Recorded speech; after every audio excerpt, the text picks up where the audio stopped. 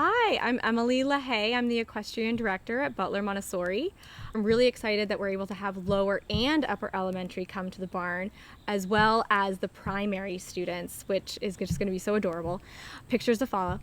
One thing that I wanted to highlight is that in the spirit of the Year of Creativity, the barn staff, we've gotten together with the guides to get really creative and design an equestrian rotation that will be inspiring the kids to develop a passion for horses and understand what goes into caring for horses. So although the equestrian rotation won't involve any mounted opportunities, they will be exposed to horses still. Either it's going to be grooming, learning to walk the horse, learning about horse parts, and then they'll also have opportunities to learn about horse feed. So what goes into feed, why do horses get fed this versus that. There will be math involved, learning about what do we do with all the poop that we collect. It has to go somewhere.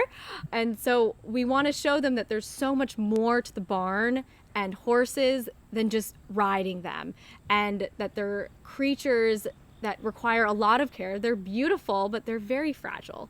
And we want them to understand that and have a love for them just like we do.